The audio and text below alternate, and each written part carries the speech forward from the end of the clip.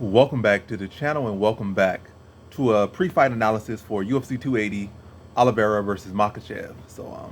Makhachev, or however you want to say. I'm going to say Makhachev. That's what I've been saying for like all the years. I'm going to keep saying Makhachev. Some people say Makhachev, but I'm going to call it Makhachev. But nonetheless, going, quick run through this whole card, where my thoughts at right now, and then maybe get some of y'all thoughts in the comment section on some of these fights. But yeah, let's just run through it. So first fight, lightweight division, Yamamoto Nishikawa versus Magomed Mustafayev. So Nishikawa versus Mustafayev. With this one, I just feel like Nishikawa, the dude's only 19 years old, hasn't necessarily fought the best competition. I mean, for his age, for some real good competition for his age. But as far as UFC level, I don't really think he has fought any competition to warrant getting in the UFC. And I don't know what's the rush at 19 years old. I don't know why they didn't give him the same contender series fight, the same kind of contender series offer they did for that dude that's like 17. Or Raul Rosas Jr. I forget his name, but nonetheless, yeah, Raul Rosas Jr. But probably butchering his name still. But I'm not looking at it on Google or nothing right now, so of course I'm gonna be kind of butchering it. Like he didn't really leave. I'm getting off topic, but nonetheless, yeah, get on top. But yeah, nonetheless, young guy, decent well-rounded skill set, but just ain't feel like he's too young, getting rushed in the UFC here, and he's not getting necessarily an easy test. But, everybody got a chance, and, having a good well-rounded skill set definitely gives you opportunities, and definitely being young and probably still having that mindset where, you took some L's in your career, and, like, this man literally got, like, a full fight guy you would think is, just from his record, I think he's got, like, 35 or something. He got a record of a 35-year-old that has, been in MMA for a long period of time, but he's only 19 and had pretty much a whole full career. 21, 3, and 6, that's a very, very long career for a guy that's only 19 years old. Like, how is that even possible? Nonetheless, I just feel like this is a big jump up a little too fast. I feel like Magomed Mustafayev should just gonna be too big, too physical, too strong. Nishikawa probably be the more technical striker, but Mustafayev is going to likely always be a physical force, just running, blasting heavy shots and probably looking to just grapple him and take him down, control him, and probably smash him to a ground and pound TKO or ground out decision over. But hey, it's gonna be interesting to see where he stands and why if he could show a good reason why the UFC is picking this 19-year-old to be in the UFC right now so fast, and looking very much unwarranted. Like it's coming in like out of nowhere. Like why is this guy in the UFC? And looking at the record, I don't see it.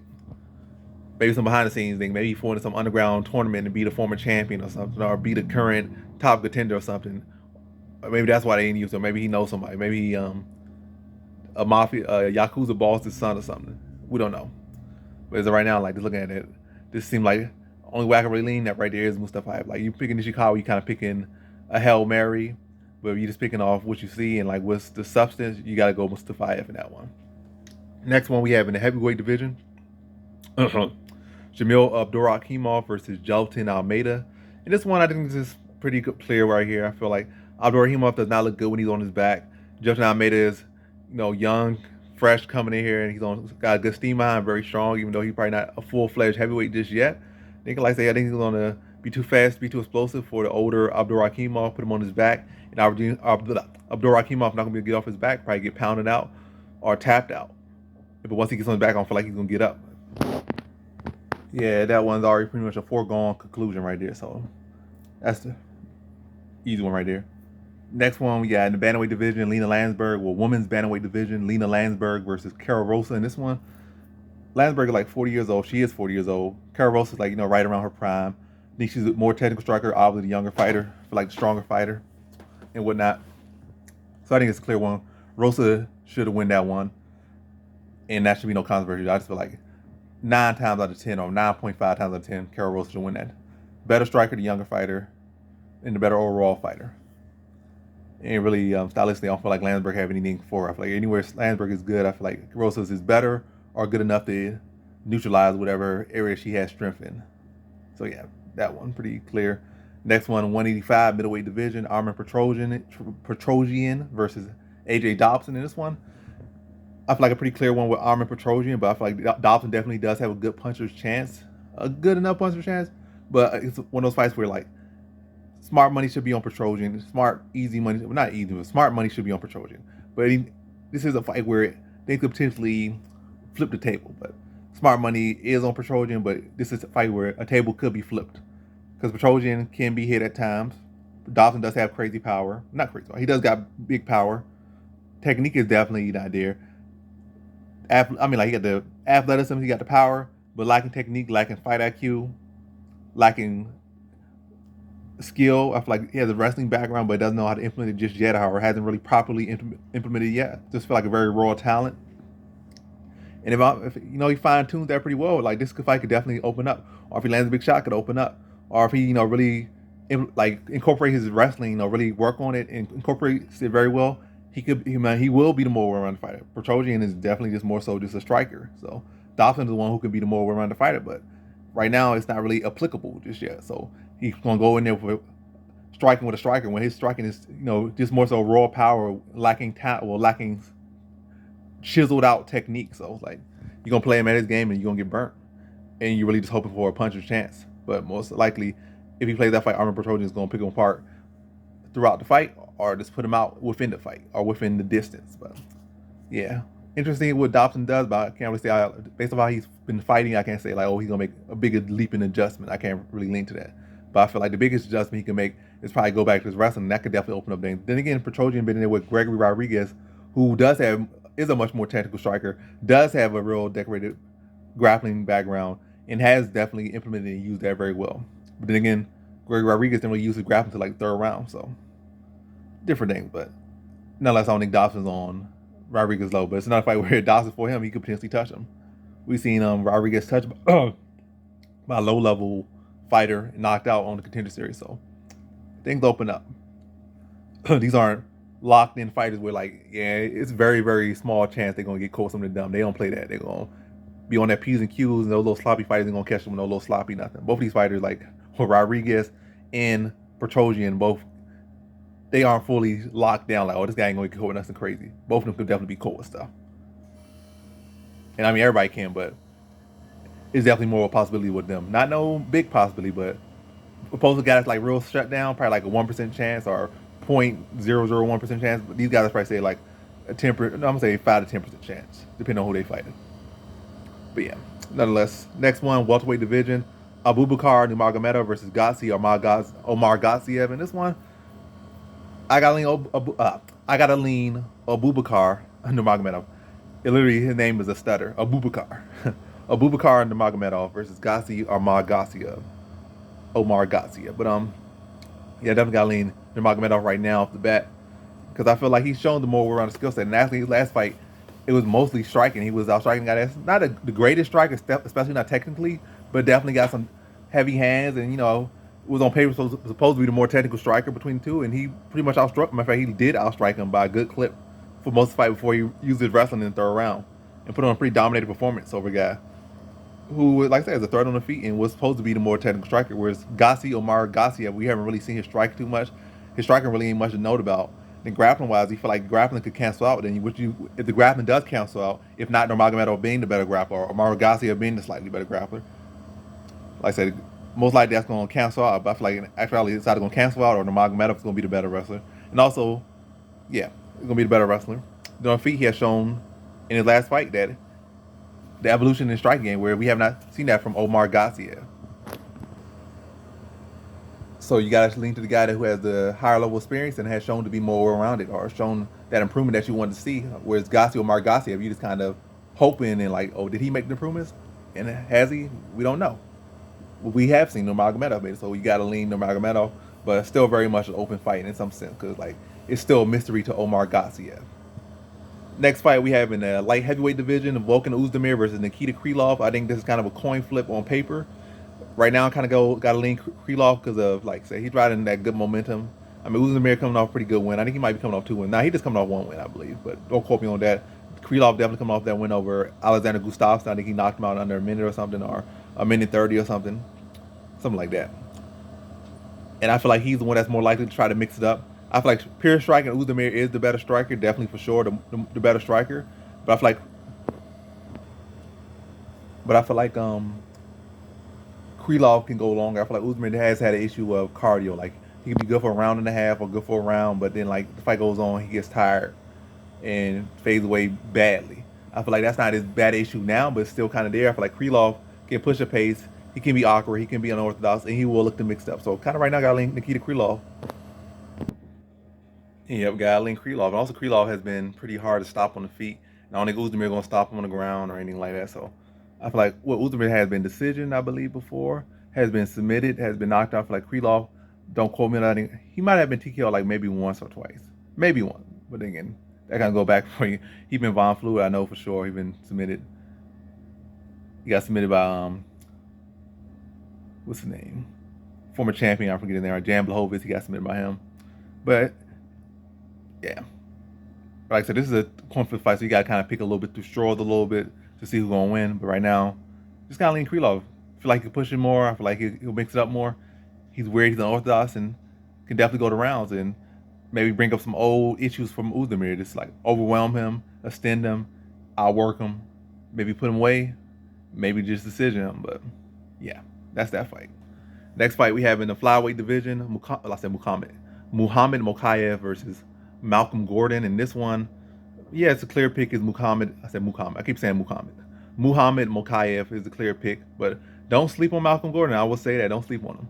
I feel like Muhammad Makhachev is the most technical striker is right now, dealing with like 22 years old, 21 years old. Now, obviously, he's going to work on that more. Obviously, more so wrestling, grappling is his bread and butter. But still young and already, I mean, we've seen the improvements. We've seen that growth in his striking, but still not fully there yet. And the reason why I'm kind of mentioning that so much, because I feel like Malcolm Gordon's grappling is very much underrated. And I feel like his skill set is overrated. Not overrated, underrated. I feel like his biggest weakness is his chin and the early rush. But technically wise, he can definitely hold up in this division and be a problem for a lot of people in this division. Especially for a young guy like Muhammad Makhachev. He could very much catch him off guard in the grappling department and, could pull off a big upset. Like a lot of people have been still sleeping on Malcolm Gordon. And yeah, he can definitely pull off a big upset. Like I said, if you don't respect it, he can pull off some. Even you do respect it, but I'm just saying, Muhammad Makhachev got to go in here, not overlooking this dude. Like he overlook him, he will potentially bite it. Cause I said, there's more. I can see more.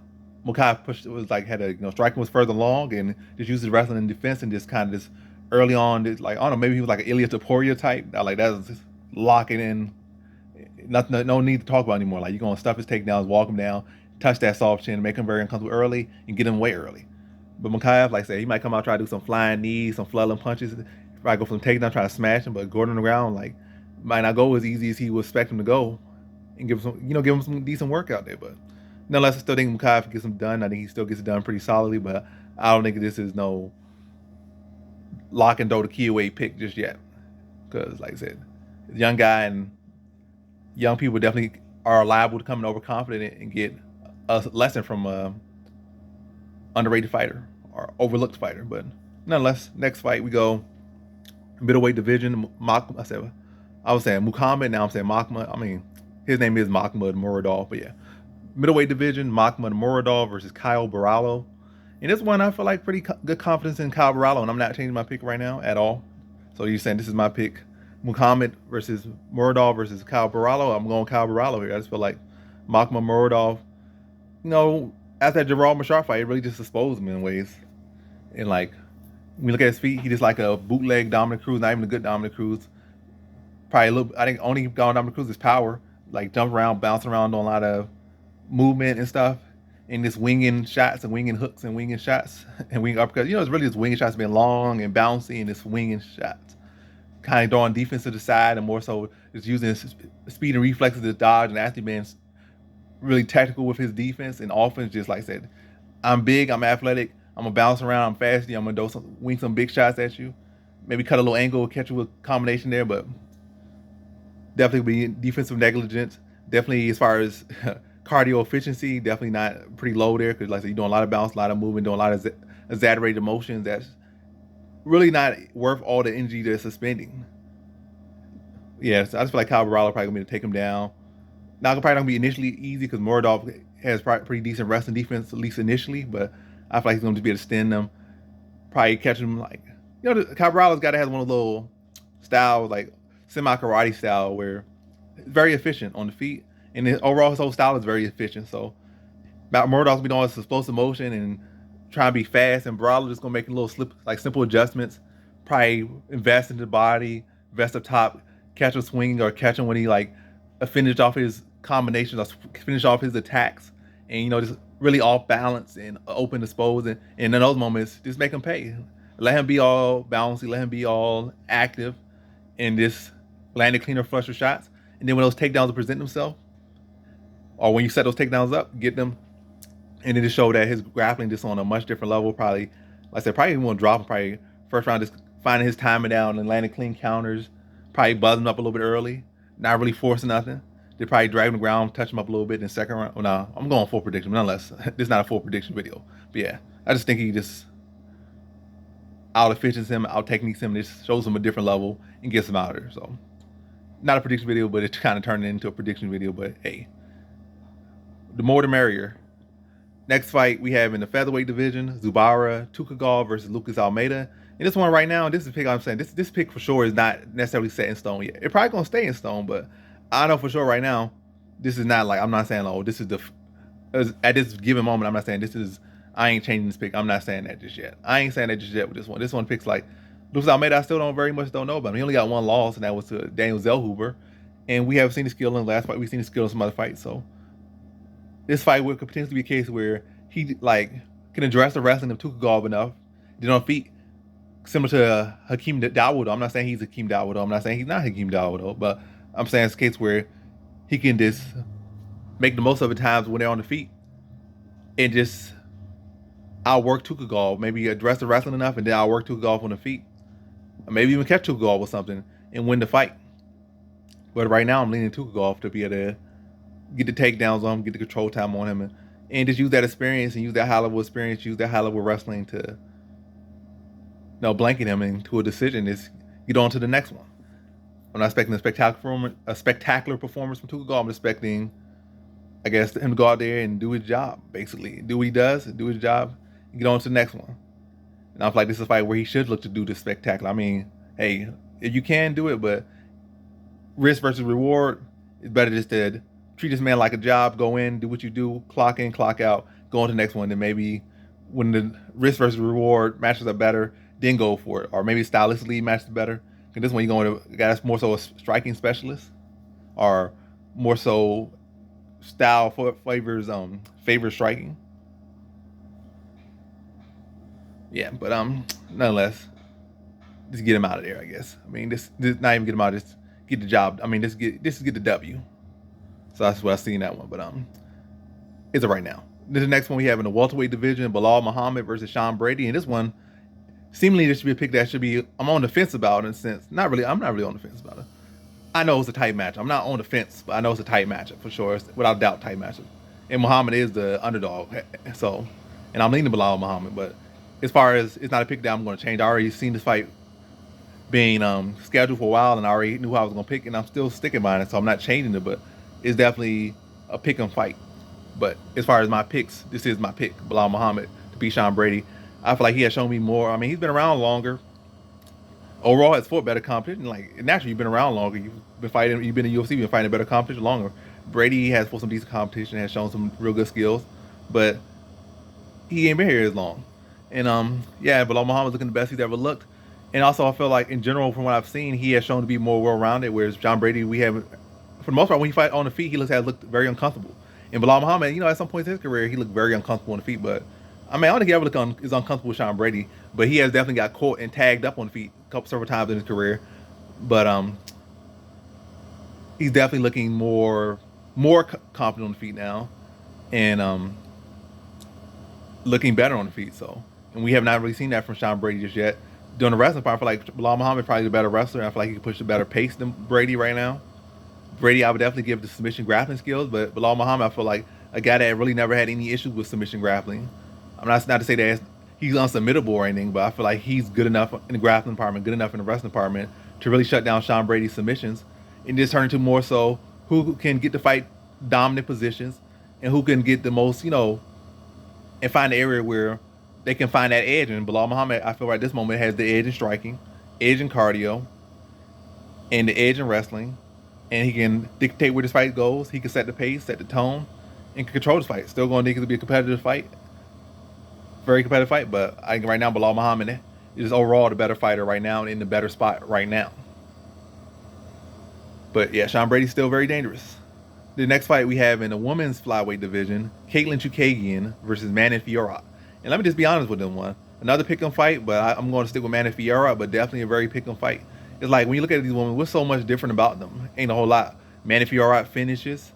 Caitlin Chukagian has for better competition overall, but even against less competition, she's not a finisher. It's like really like you could look at these like a video game character, like or maybe like Sonic in what's his name? Sonic and Shadow or something.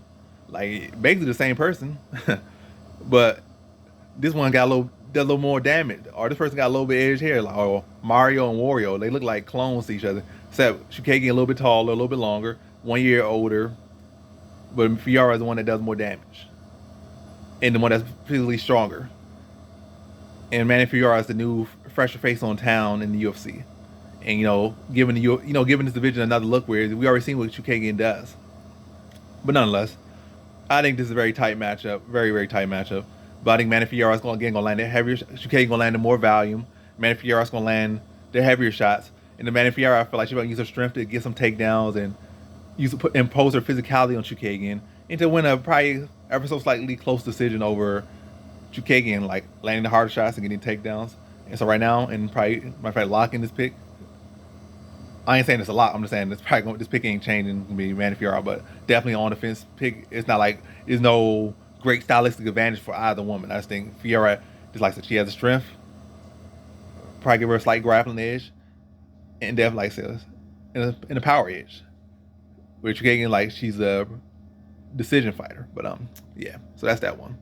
Next fight we have in the lightweight division, Beneil Dariush versus Matus Gamrot, and this is the one that's I don't think it's fully locked in yet, but I gotta go to Matus Gamrot again, a fresher face, similar to the last matchup. You got a fighter that's only like 1 year younger, like in Gamrot, but he's newer on the scene, just like Manny Fiora's newer on the scene. But it seemed like they're fresher in a sense, even though they're only a year younger.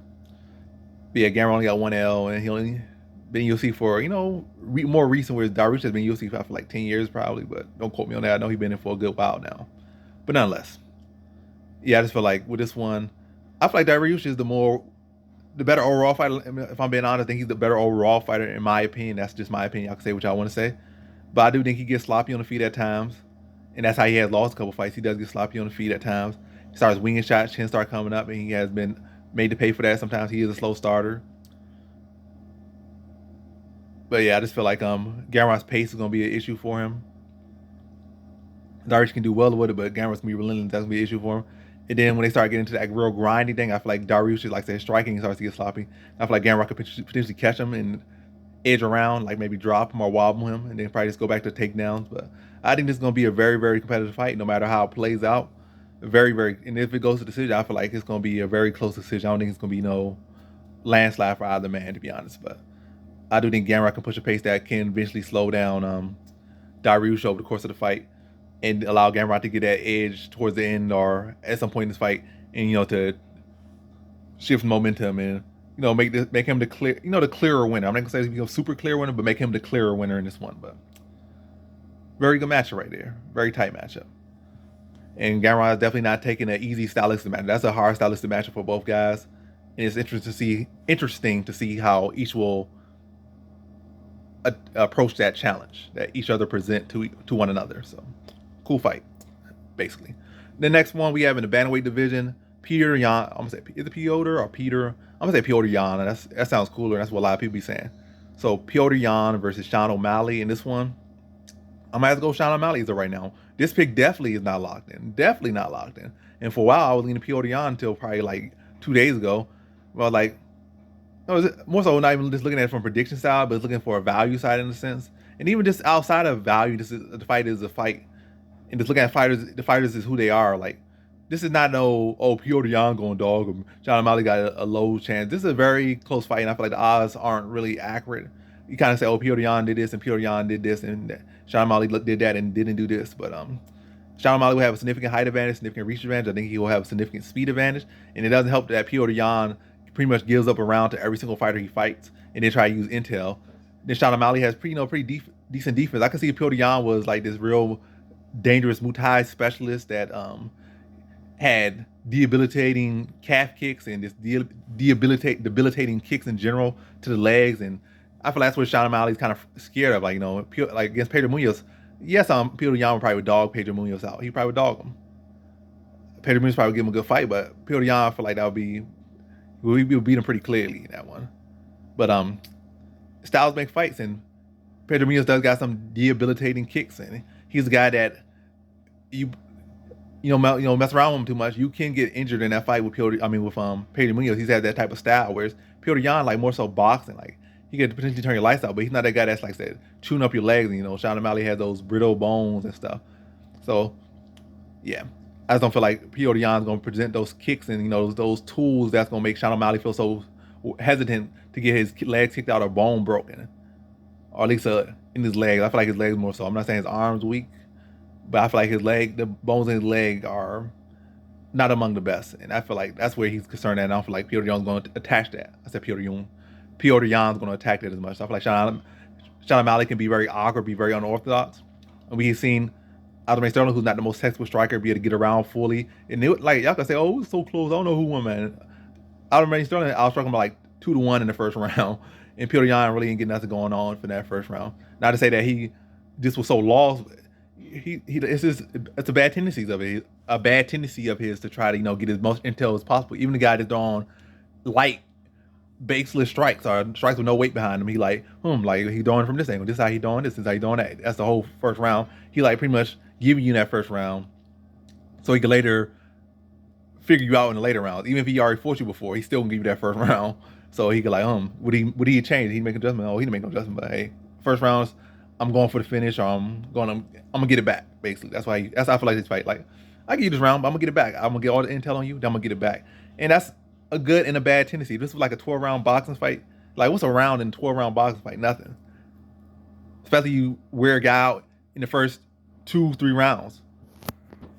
But yeah, if you're giving up one round in a MMA fight with 3 rounds, so they already won a third of the fight because you gave it up, or you gave an opportunity to get around without having to do as much as, to having to fight as hard as they should have had to fight for that round in the 3-round fight. So then they only had to win one more round and just avoid getting stopped. And I feel like Sean O'Malley could definitely do that. So it's a 3-round fight. If it was a 5-round fight, maybe my prediction would kind of shift. Like, I'm still not set in stone just yet, but the option wouldn't be as interesting, or wouldn't be as plausible, I guess, if it was a 5-round fight, because then he had more rounds to work with. But in a 3-round fight, I definitely think Sean O'Malley could go 3 rounds with Petr Yan. And who has Petr Yan really been stopping? We look at the record, like, you might feel like, oh, he's a stopper. Like, who has he stopped? Every guy he stopped had been past that prime, like Faber, Aldo, and that. But yeah, all I'm trying to say is that when I'm going Sean O'Malley right now, and giving up a round like that by Petr Yan, like that tendency, I think Sean O'Malley could definitely take that round and take another one in a 3-round fight. And I definitely think he has the skills to go 3 rounds, the speed and technique, and not to worry so much about getting his legs kicked up too much in this one. So definitely opportunity. The next one, co-main event, Bantamweight division, undisputed title, Aljamain Sterling versus TJ Dillashaw. Good one right here as well. I feel like it's a momentum pick, kind of like TJ Dillashaw had his era. I feel like Sterling's in his era right now. I feel like he's truly hungrier, and I feel like Dillashaw ain't coming in on his EPO, but who knows? But nonetheless, I feel like Sterling, it's gonna be an interesting matchup. But to be honest, this is a momentum pick. And also, I guess outside of momentum, Sterling is odd, but he's less predictable. I feel like TJ Dillashaw is the more technical striker, probably more so the more overall technical fighter. But I feel like a lot of his moves are very much predictable. He's a very predictable fighter and good at what he does, but he brings, what he's gonna bring, what his setups are. But interesting to see. And the good thing from Sterling, I feel like I kind of underestimated his cardio a bit in Yan fight, but he was still, even though he lost those last 2 rounds pretty convincingly, he was definitely still looked fresh enough. He didn't look exhausted, like he was laboring anything. Output dipped, but yeah, be interesting to see. Also, it'd be interesting to see how Dillashaw would deal with the strength of Sterling, or how they match up physically. But I felt like a lot of question marks in this one. But right now, it's probably all going to favor Sterling. I feel like Sterling might be able to come in and show a new wrinkle, might be able to touch Dillashaw with some power on the feet. It might just be able to overwhelm him on the ground. It might be able to get him out of there, and probably will get him out of there. Like right now, leaning Sterling. Now to the most anticipated fight, the main event we have in the lightweight division for the undisputed lightweight title, Charles Oliveira versus Islam Makhachev. And right now I got Islam Makhachev. This definitely one I'm most teetering on. I'm like here, I'm there, I'm here, and like obviously none of these picks are posted or yet. So hey, I can do that. I can do that. But with this one, like I feel like it's two ways you can look at it. Semi-intellectual way. I ain't gonna say like, oh, the intellectual way says this guy should be the guy to win. That's not the reality. It kind of points more so Islam Makhachev, but it's not set in stone like, oh, this is the smart pick is Islam Makhachev. Everything that's smart and everything that's researched said that Islam Makhachev win. It's not that. It kind of gears to him, but it's not a factual thing. And there's definitely could be some good cases to make for Charles Oliveira as well in that sense.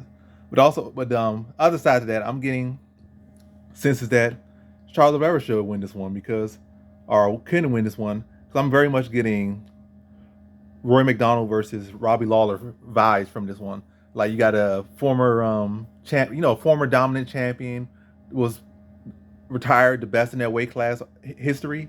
Like GSP was the best ever welterweight, still is. I said could be Kamaru Usman, Kamaru Nurmagomedov, but what's his name? Khabib Nurmagomedov, the best lightweight ever. I don't think many people are debating that right now ever. So many people are not many people are debating him being the best lightweight of all time. So yeah, GSP for sure owned that. Khabib, you might have a little bit of questions, but still very much ain't too many people debating him being the greatest lightweight of all time. Other things maybe, but as far as lightweight, no one's really debating that. He retired, and then a fighter that's pretty much been right with him is supposed to take up the thing. Like with GSP, it was supposed to be Roy McDonald, but obviously he never became a UFC champion. Challenged for it, but came unsuccessful. And Islam Makhachev is in a similar spot now. You could try to say, oh, it's different there, but it's looking very much similar in a lot of ways. You got a guy who was a journeyman turned king, like Robbie Lawler back then, and now you got Charles Oliveira, journeyman turned king. Seeing a very similar things in there. And I also could say, oh, this and that, but and they say Charles Oliveira ain't have no heart and stuff, but he's been proving everybody. I'm not even gonna say would I've leaned one way or another. I'm not gonna say Charles Oliveira has no heart ever again. I ain't gonna say that. I think I'll stop saying that after the Dustin Poirier fight. Well, I stopped saying that after the Chandler fight. Yeah, I stopped saying that after the Chandler fight. He showed heart, and since then, like, has carried him through the last 3 fights. So, him lacking heart, you really gotta stop saying that. It's been 3 fights. Man has become a champion, defended it, lost it to a weight cut, and defended it, even though not marked. We take it as a defense. So the man's been consistent and on one of the better streaks and one of the best pound-for-pound fighters actively right now. So can't keep saying it, but nonetheless, as far as heart debate, while I was bringing that up, Makhachev has never really been in a bad spot in the cage. Like he has had some decent competitions, but he has never been in a fight where he had to really dig deep. He hasn't been in a fight where he's really been touched. I mean, he got stopped the one time he got touched, but it was never a case of like he getting pressured up, he getting a knee to the body, getting an elbow to the face, and bleeding. The fight ain't easy.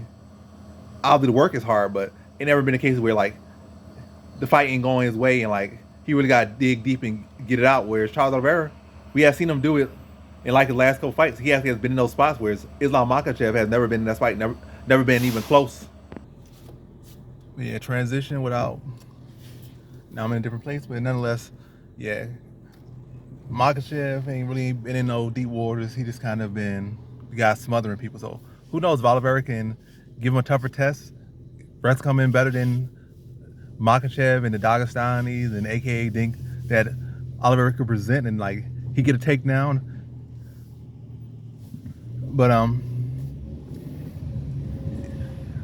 it opens up like a whole different thing. He can't get. I mean, the rest is not coming as easy. They thought it would come. They had to force a strike more. He get hurt. He in a deep submission. Like we don't know how he can react. Like everybody act like the toughest dude when they doing that in the sparring and stuff or in the gym. But when you doing in the cage and you don't got that free tap, like you tapping is over, or you experience something that you ain't experienced in the gym, and you definitely ain't experienced in the fight. Whole different ball game. So the fight is still very much open, and Oliveira is definitely presenting that to Makhachev. But right now, like I feel like Makhachev, if he, like it's speculatory. Like Makhachev been looking good, so you gotta kind of trust with his ability. And he trained with Khabib, and they both supposed to be this, supposed to be that. So if he can take him down, control him, and extend him, it should be his fight. Like he's saying he's not worried about his grappling. But then also the same thing, Makhachev necessarily ain't that guy that has shown to be such a stellar striker. Like, he definitely strikes for like 5 seconds and go for a leg. So you got to kind of believe that. I mean, without doubt, man, it's not no if and or but. Like, you got to give Oliveira his respect. He's the better striker until proven otherwise. And now maybe give Makhachev a chance to prove that, like, that he's the better striker. But right now, you got to give respect to Oliveira. He's showing it. He has like 50 fights. He has struck and outstruck some decent strikers, so, and some good strikers as well. And held his own with some others. So he's the better striker. Has shown that. So definitely a very much open fight at this point. But right now, I kind of got to lean that Makhachev will be able to get takedowns and like be able to address the grappling of Charles Oliveira, extend him late, and you know, just attacking where he's at his best. We have seen Kevin Lee in his guard. We have seen Chandler in his guard. Not to say these people are less than or anything like that. I just that he's good enough or even better, probably better, and he can attack in those areas and like fight Charles Oliveira where he's best at, and then demoralize him. But the same thing could be said from Charles Oliveira. He could demoralize Makhachev with a takedown. Matter of fact, all it needs is a takedown from Makhachev to be demoralized. A takedown, your back taken, hook synced in, demoralized. Get dropped, wrestled up, he demoralized. Oliveira been there before. I don't think that's gonna demoralize him. Get taken down. He like, hey, I want you to take me down. I got confidence in my BJJ, but something as simple as a takedown could demoralize Makhachev. Get taken down, get out muscled, get slammed, flipped and slammed on his head. Like, he gonna have that dopey looking look he had when we watching fight. He like, he gonna be lost. So right now I gotta kind of lean Makhachev, but still very much on the fence. Oliveira is very much live in this one, very, very much live. Y'all say live, that's a live dog right there. And really, respectfully, shouldn't be the dog, but definitely a good matchup, and we'll see how it plays out. But right now, I gotta lean Makhachev, but this ain't no final prediction, is all I'm gonna say. And that's the video. Thanks for watching. Like, comment, subscribe, and come back for more videos. Peace.